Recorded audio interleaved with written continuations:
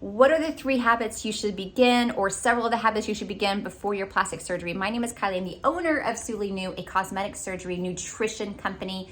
We give you everything you need in order to heal from plastic surgery. So I'm a dietitian. I have co-founded the company with other surgeons and scientists, and so we have the best products out there for you. So check us out at sulinu.com, SULINU.com. So let's dive into the first tips for working for plastic surgery. The first is swapping out your salt for low sodium versions. And before you say this is a yawn and this is a boring, let me just give you a few hints.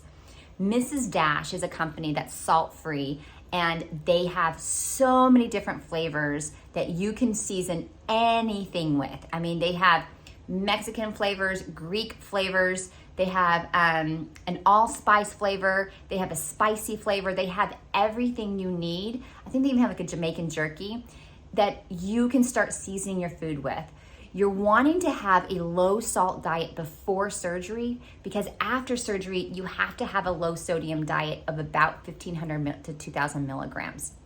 And before we go into labels and things like that, it's just a matter of starting off, swapping out that sodium to get low sodium versions, because we are so used to consuming a ton of salt.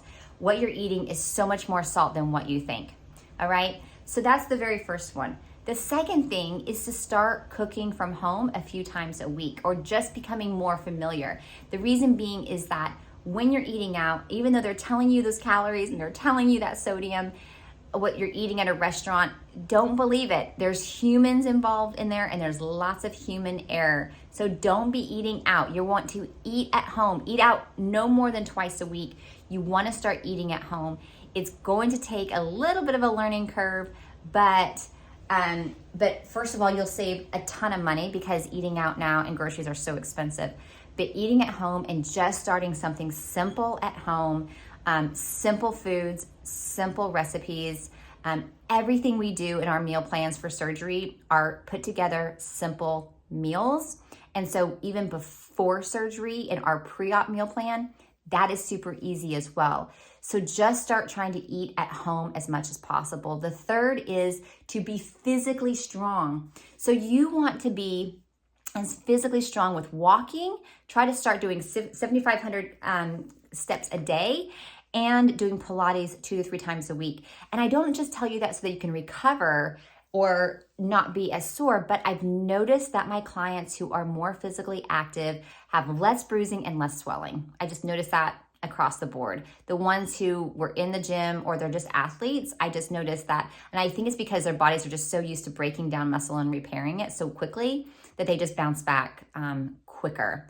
So those are the 3 things. The fourth is to be mentally prepared. Start telling yourself that this may not be a perfect journey for you, and that's going to be okay, that you're still going to get through, that you can do hard things, that you're doing everything in your power in order to prep for surgery, and that you're going to have a great outcome. And to start mentally preparing yourself and having healing mantras and prayers about the surgery, so that you mentally can go into surgery with a really positive mindset.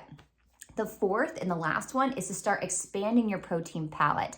So what I mean by that is the majority of us are eating 2 to 3 proteins every day. Chicken, maybe yogurt, maybe beef, right? I want you to expand it to 12 different proteins, and here's why. You will be having to eat so much protein after surgery that having a variety will keep you from getting fatigued, egg fatigued, chicken fatigued, shakes and bars fatigues. You want at least 12. Now, contact me and I can give you a protein, we have a protein download for plastic surgery, and it just talks about just the best proteins for plastic surgery. You can contact me on Instagram or even here, and I can send that to you.